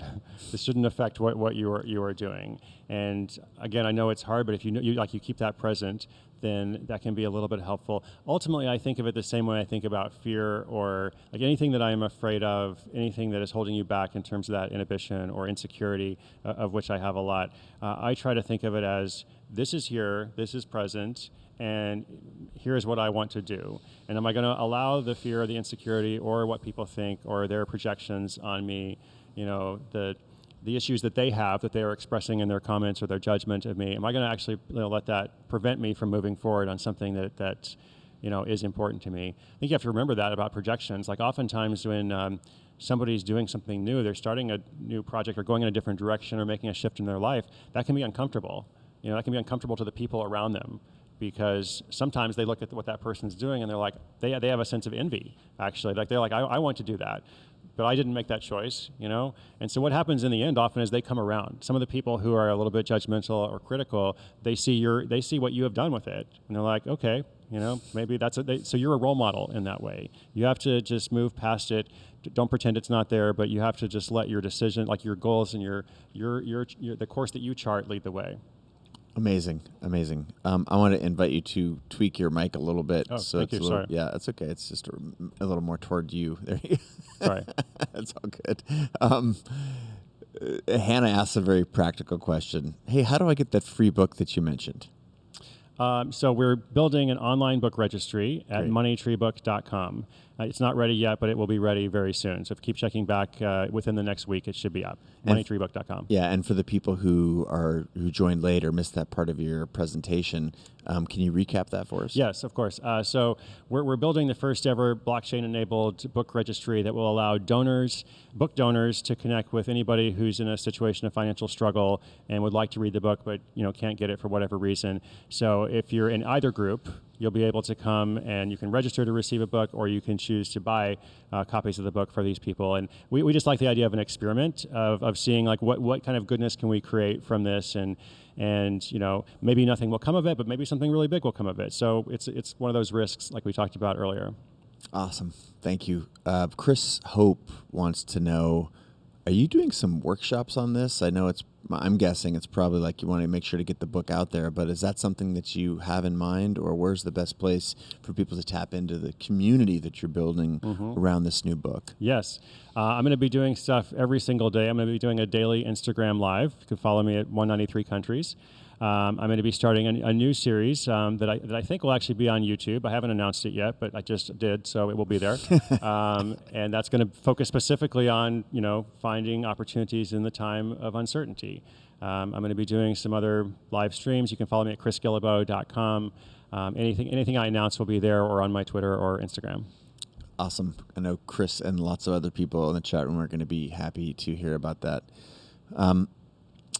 So Anna wants to know, how do the people in your book and the people that are in your community create processes to increase sales or grow their business?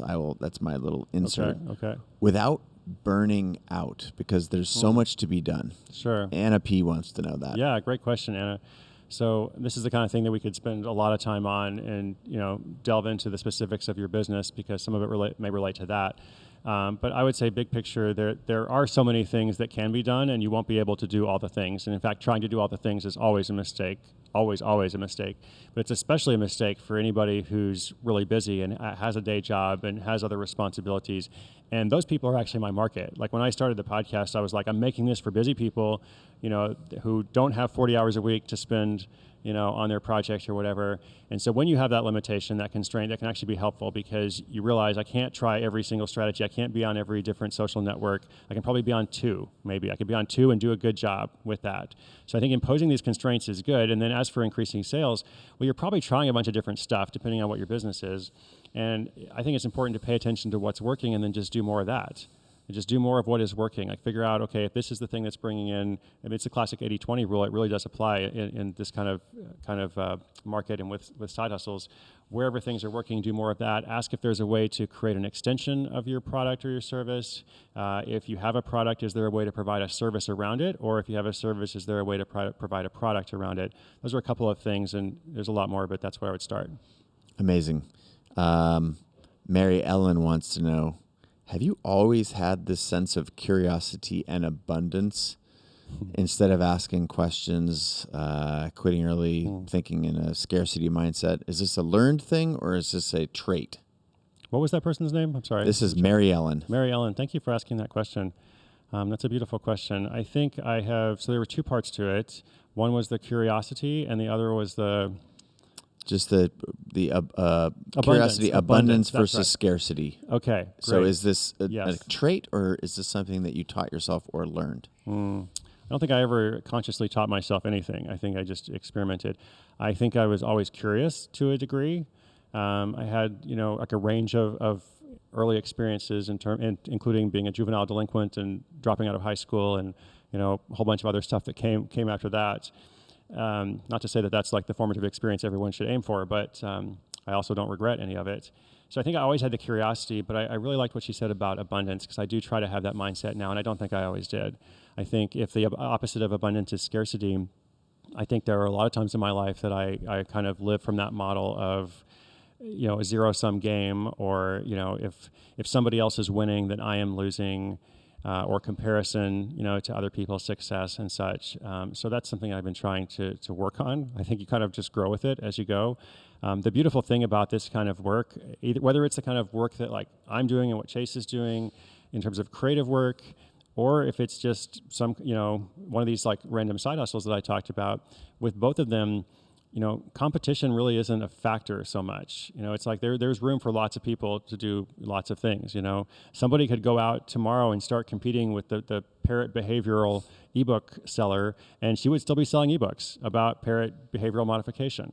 So I think understanding that the best thing you can do for yourself is like, what is next for me? Not what is somebody else doing. Like I try not to pay attention to that stuff. I don't read my book reviews. I don't look at, metrics and stats and stuff like that. I just try to focus on what's in front of me now. Amazing. Hey, can you talk a little bit more about the book you have coming out in the fall? The book I have coming out in the fall. I haven't actually started work on that. The entire work that I've done with that is, get this mock-up of the cover, which I do want to say shout out to my friends Katya and Anna in Mexico City for doing that cover design for me this morning. We'll just leave it at that. Yeah. Okay. Well, see, I forgot earlier when we were talking about money, flow, joy. I framed that as my own question because I get a lot of questions about it. But it was also, I want to give a shout out to Cece who asked that question in the chat. That reminds me of another very powerful framework that you have, which is how to know when to quit. How to know when something's not working, because there's people in the chat rooms and there are people tuned in today who, hey man, I don't know. I've been doing this for a long time, and here I am. And if I thought it was hard before, now we're in the middle of a pandemic, and so give those folks some advice. Yeah. We like to talk about this from different times. I think so. First of all, I'm a big fan of encouraging people to quit.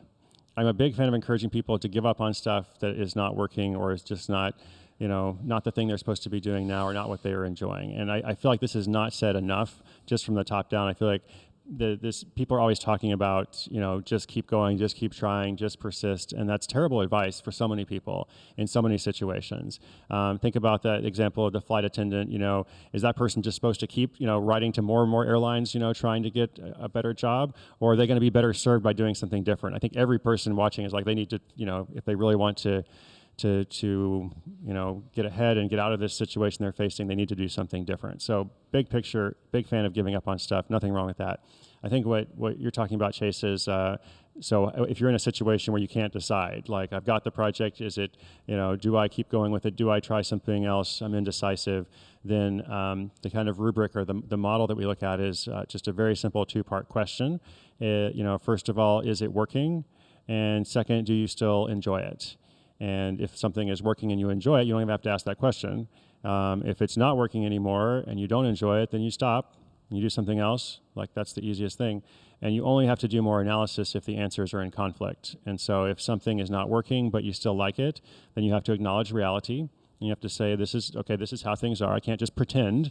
If I'm in the cruise industry right now, I can't just pretend that next week is going to be a great week, because it's not. So I have to change something because it's not working, but maybe there is a way to reframe or regroup.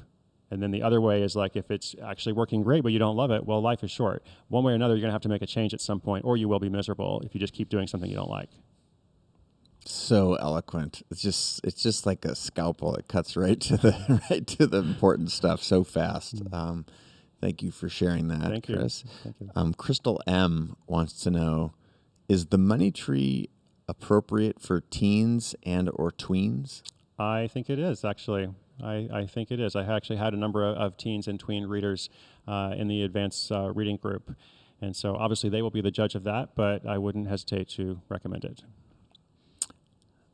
Lila wants to know, how do we get notified when this registry that we talked about earlier is up? We can think of a bunch of friends who need it in these tough times. Yes. How do you get notified? I don't have a notification system for it just yet, but I promise it will be on moneytreebook.com, likely within the next week if you're watching live. If you're watching later, it may already be there. It will be very obvious when it's there. I will announce it in all of my social channels and on my blog. So if you follow me on any of those places, this will be a very big deal. This is not like a small project. This is something we're going to make a major push for. Got it. And just to recap, on the backside of that, your social handles are at 193 countries. And Chris Guillebeau, where do you remember where you are either? Do I remember where I am? Yes. It's a struggle, but I try. Yes, 193 countries on Instagram, and all the others are Chris Guillebeau. Okay, great. Thank you. I guess that's a selfish question there, because I'm like, man, I know he's some on this, and but also the moneytreebook.com is a great place. Maria Bovin de l'Abe wants to know, first of all, she's very happy to be here and wants to thank you for doing this virtually, because so many people don't get to see you in person even when you are on tour. So big shout out and a thank you. Thank you, Maria. And she would love to hear your thoughts on platforms like Patreon. Platforms like Patreon, for those who aren't familiar, where a creator can, offer their work to subscribers or fans, and fans can support them. I think it can work if you have enough of a following. I think it's hard sometimes when people are just getting going and they try to do a Patreon because they're not going to get a lot of support there. So, the opposite of Patreon, not the opposite, but the other approach is developing some kind of product or service or just a subscription that you offer on your own. So it's not like I'm for or against those platforms per se. I think they are a good fit for some people. Great. Anna wants to ask the question. Tried a lot of ideas in Chris's world. She said she's a designer. She's tried things like Etsy, Society6. They're working, but they don't really work. And she's wondering, what's the best place to find guidance where I don't have to spend $1 to $2K on a course? And I'm going to take a second and say, a subscription to Creative Live is like $200, $150. There like, you go. There's 2,000 classes there. Right. But this is that's my hijacking. This is really for you. Like, what's the community aspect? How would you steer her towards a bunch of like-minded people who also might be struggling? Of course, in your orbit. But is there some outside sources, or what would you recommend to Anna? Yeah. So two things. One. Three things. Be sure you subscribe to Creative Live. Side Hustle School, my podcast, 1,200 episodes. They're 10 minutes long. They're designed for busy people, and every single one, different case study model, including a number of people who have been successful on Etsy and other platforms like that. Usually the key with Etsy is there's a lot of people selling the same thing. There's a lot of commodity sales. Even if it's art, they're very, very similar. And so the people we've seen who end up doing well on Etsy, like I actually had a story about a woman who was doing some really creative lighting sales on Etsy and ended up making her own website, now has a retail store in Chicago that has become like $1 million business, but started on Etsy. It's usually because they are doing something different, they are standing out, and they have found a really creative way to do it. As for some of the other ones that you mentioned, I think those are platforms, I call them starter platforms, because they are good for somebody who's never done anything like this. It can be very validating to go and list something for sale on Etsy or eBay or anywhere else, and then it sells even for a small amount of money, because that validation just kind of is like, oh, empowering. I can do something else with this. But it's not always a great thing to build your business on those platforms because it is hyper competitive and saturated, and because that platform is controlling access to your buyers and your browsers and all of that. So ultimately, I think it's better to actually build away from that. And as for what's best, I mean, that kind of depends on your specific design skills, what you are trying to offer to people. Awesome. Speaking of podcasts, Dave D wants to say thank you. Just discovered it. I'm wondering if you can give us a little more color on the podcast. It's every day. Yes, which is sidehustleschool.com. totally bonkers. Sidehustleschool.com or in Apple Podcasts or Spotify or Castbox, wherever you get your podcasts. And it is a collection of stories and question and answer and dialogue with people that is designed to be very short and bite-sized. And my favorite thing is when people discover it and go back and listen to the entire archive, which even as the creator of it, I think is kind of insane now that there's so many episodes. But I hear from people that are going on road trips, like across the U.S. or Canada or elsewhere, and they're like, I listened to you from this state all the way to this state. And I'm like, I wouldn't want to listen to myself from this state to that state, but I'm glad you enjoyed it.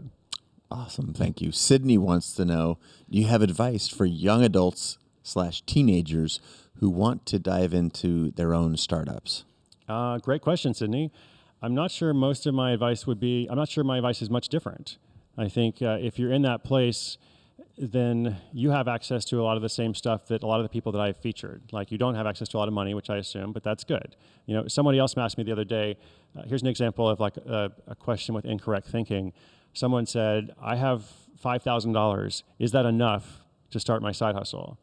And my response is, that's actually too much, probably. I mean, it depends on what you want to do, right? But the question is not, I have this much money, how can I do it? So if you're a teenager or a kid, I've actually had a lot of stories of kids and teenagers on the podcast, people doing some really interesting stuff.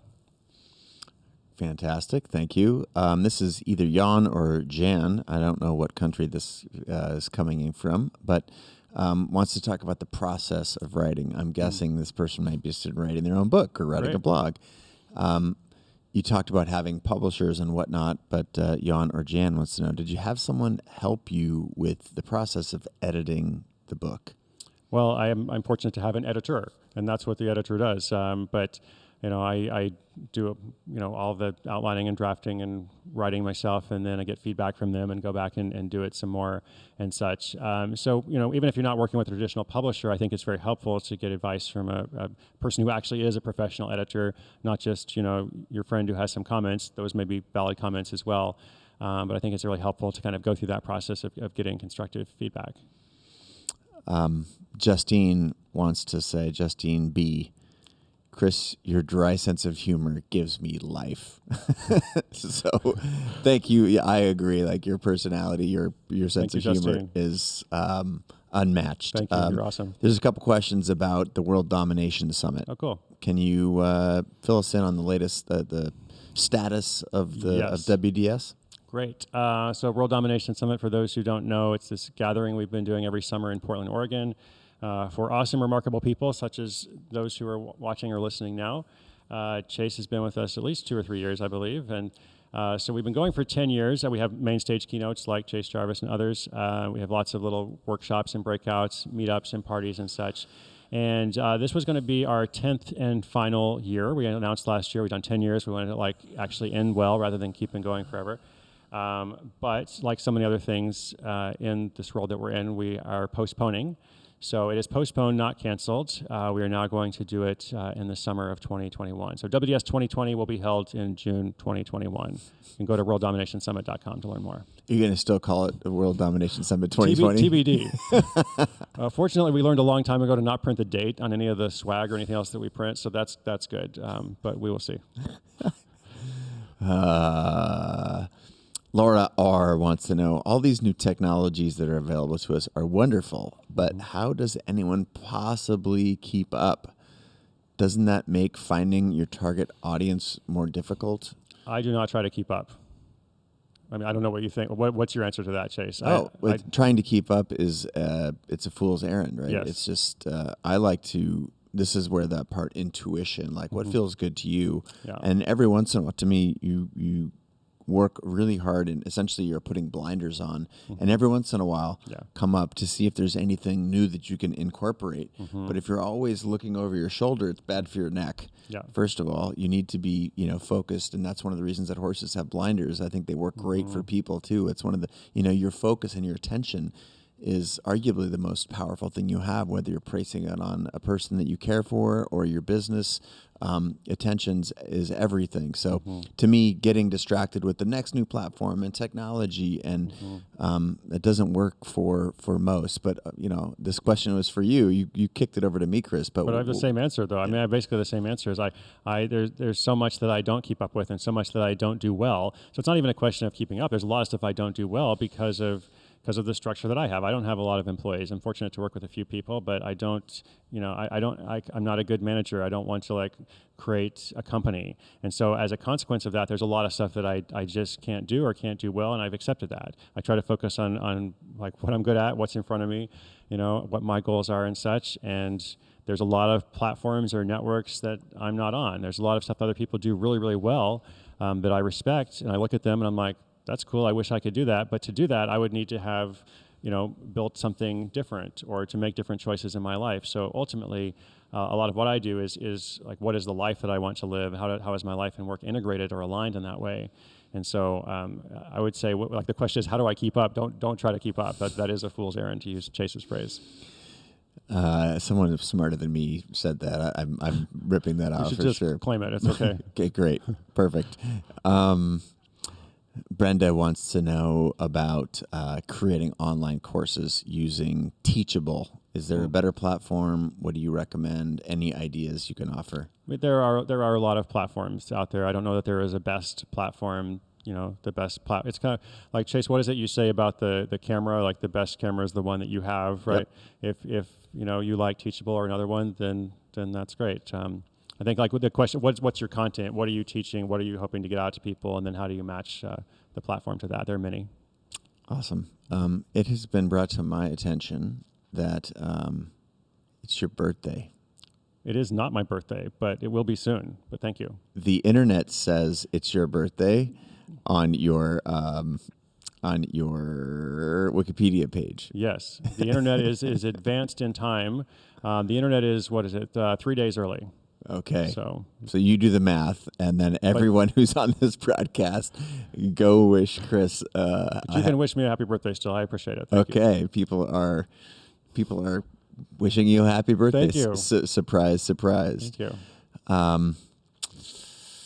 So Kevin was asking about one more follow up on WDS. You've postponed it, but I thought it was sold out. But so what's the status now? Will there be more tickets, or should the people who didn't get in just fold their hands and go pout in the corner?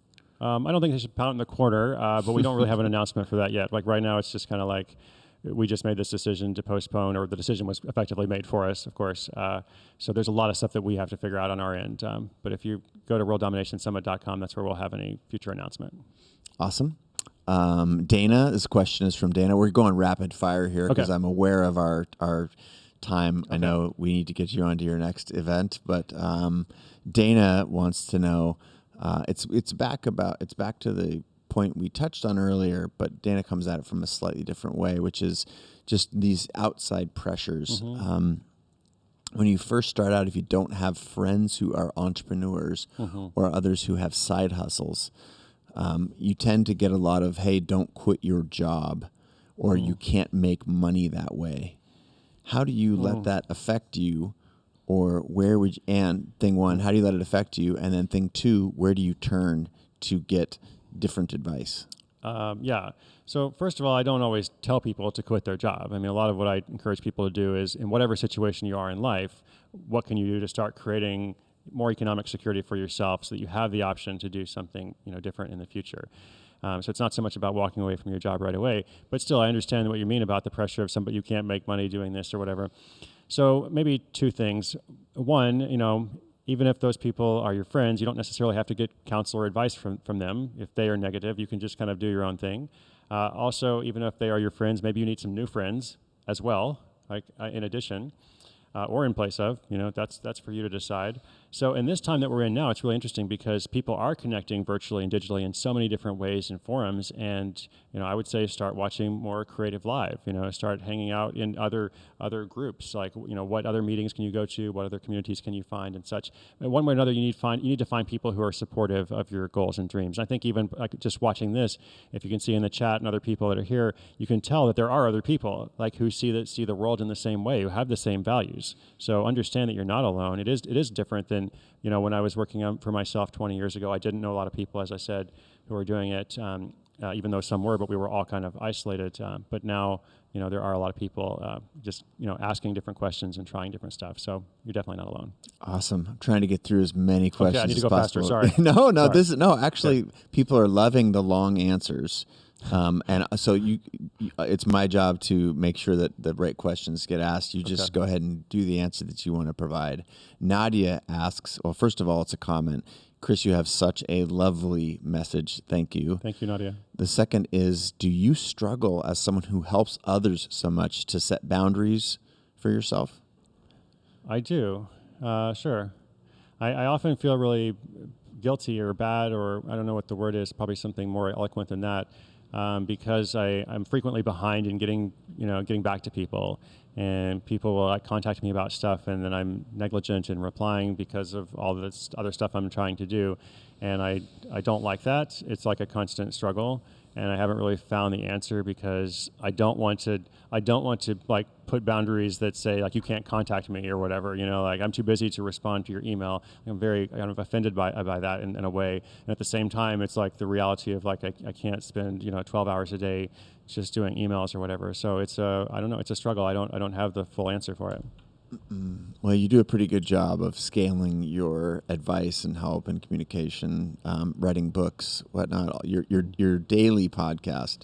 As someone who has a podcast of their own, and the fact that you do yours daily, I feel like just shame emoji. Creative Live is streaming every day, multiple classes. For sure, but that's a lot of people signed up to help contribute to that. There's a whole team behind the scenes, but it's just such a valuable resource. And there were some other questions about that, and you all know where to go get that wherever you get podcasts or at sidehustleschool.com. Mm-hmm.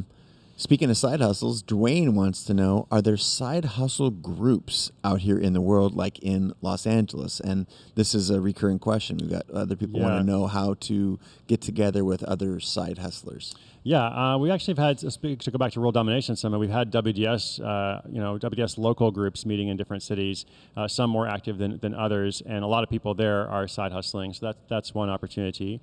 And if it works out, I would love to start money tree reading groups in different cities, which doesn't have to be all about the book. That's just kind of like that's the structure of the organization of it. But everybody in the book, or everybody who comes to that, is trying to pursue this third way model. In the book itself, there's a lot of conversation about this group that meets. And so my hope is that if the book does well enough, like we have to reach enough people with it. But if it does well enough, then we can start those groups in lots of different cities, and that would also be free and just available to everybody who wants to participate. Awesome. There's such a thriving community here in the chat. We've got people from Canada. I've mentioned before, a global audience. Awesome. And that is a great transition to Dennis Garrick's question. How do we continue this conversation after the event? I know Chris has to go home at some point, but how do we continue the conversation? What's your answer to that? Of course, there's community here in this chat room, but where would you steer them? Because I'm going to do the selling for you here for a second. Of course, thank you. There's so much community around here, and the book. If you Google this thing and you cross-reference this in any of Chris's channels, if I know one thing about Chris besides his being an amazing human is too, he does a better job of creating community than 99.9% of the people who've ever set foot on the internet. So you can be sure there will be something. I'm guessing that in the middle of your launch week that that there's a bunch going on, but what is maybe you can shape it into for Dennis Garrick, what's the long-term vision of where people will aggregate around the ideas that you share in the Money Tree? Yeah, that's great. Thank you, Dennis. Thank you for asking that. I think maybe so. I touched on this very briefly earlier, but let's do it. Let's do it live, right? So I do want to start this YouTube channel in which I'm going to be streaming and answering questions. Like this on a regular basis, and I'm hoping to do that very soon. So if I don't actually have anything up yet, but if you look this week at youtube.com/Chris Guillebeau, I'm going to announce that, and there'll be a regular time for it, and people can converse and chat and so on. So that's my thing. Details to come. But as for the long term, I don't know. I want this to be an interaction in the sense that all my greatest stuff that I've ever been part of, it's been one part of me and then one part what other people bring. It's like I have an idea and I'm putting it forward, but then somebody else comes along and makes it better, whether it's through WDS or the book or the podcast or anything. So I think I'm kind of observing it all as it goes as well. Well, Laura and Hiro Nashimura, Laura says, I would love to host one of these discussion groups. Okay, Hiro is Side Hustle School. Amazing. And all your books have helped me start side hustling. And Hiro quit the corporate job last summer as a 30th birthday present. And wow. It's big, Awesome. Yeah, big shout out to you. Yeah, congratulations. Dwayne has a quick question that I want to get in before, because I've seen it pop up from a couple of others. This getting investment in your side hustle. I'm offering that up because Sure. I think I know your response, but because a couple of people who've talked about it. Dwayne's question is specifically around how do you say what the ROI is going to be, but I just wanted to get your Sure. overall impression on getting investment. Yeah, no, Dwayne, thank you for the question. So I try not to answer questions that I'm not qualified to answer. And I have no idea how you get investment capital for your business, because I have never done that for myself, nor do I want to. Nor do 99% of all the different people that I've talked about in 1,200 episodes of the podcast or in my 7 books. They don't do that. They don't want that. Like, they're deliberately trying not to do that. And obviously there are some businesses that need that. Like, this is not a universal critique of every business in the world. It depends on what you're trying to do. Like, if you're trying to start a major manufacturing business, create some new semiconductor technology or whatever, then maybe you need investment. Maybe there's probably somebody else you can go and listen to, to give good advice about that. I'm trying to reach people who don't want to go that path. They just want to do something for themselves. They want to start quickly. They want to start in the next 30 days. They need to make some extra money, or they want to build the security or new future for themselves without necessarily trying to have a company with hundreds of employees or whatever. So those are my people, and that's kind of the need that I speak to. Well, speak to it elegantly, you do. Spoken like Yoda. There's just such an outpouring of gratitude and love and support and encouragement. Congratulations on the new book. If you tuned in late, we're here talking with Chris Guillebeau about his new book, The Money Tree, which pre-orders are on right now, and that's a great way to help Chris is to press the button. If you're on the Creative Live class page, or if you're watching on Facebook, go to creativelive.com/Chris, and there's a great big picture of the book right there. That'll take you to a place where you can buy the book. You mentioned all the different formats earlier, Chris, that you can get some of these delivered instantaneously via things like Kindle and audiobook. But take it from me, the physical book is gorgeous as well. I enjoyed it. I dog-eared the crap out of it. It has been such a joy and a treat to have you here on Creative Live, Chris. You're always welcome. So grateful for sharing your vision and wisdom with us, specifically around money and having additional side income, because we're in an uncertain world and we don't want to pretend that that doesn't exist. So thank you so much. But before we go, is there anything else that you'd want to close with? Any ideas that you have to share with us that we might not have covered? No, I mean, we covered a lot. This is a wonderful conversation. Just very grateful for it. Every time I do this and, hear the comments in the chat, it just reminds me I feel really fortunate that I can write books and speak to amazing people such as those who are watching right now. So thank you, Chase. Thank you, Creative Live. And thank you, everybody who's been watching. Dee Dee, Brenda, Dwayne, Andrew, Hiro, Laura, Brenda, Leela, Lila, Dwayne, Pat, Maria, all saying thank you from the corners of the globe. Thank and happy birthday upcoming here in just a couple of days. All right. Thanks so much, Chris. Again, I'm Chase Jarvis, the founder and CEO of Creative Live. I want to say thank you so much for watching. In addition to the Money Tree, of course, Chris has several courses on our platform. We look up to, admire, and respect this guy so much. If you are new to Creative Live, we hope you've enjoyed the show. Chris gave you a lot of information. You can rewatch this broadcast for free on this page here ongoing. So if you're just tuning in now and you're like, wait a minute, I missed it, it will be reposted soon. So don't feel like you've missed out. And again, Chris is always welcome here, and so are you. So thanks very much for tuning in. Signing off from Seattle, and stay safe out there wherever you are. Thanks so much for joining.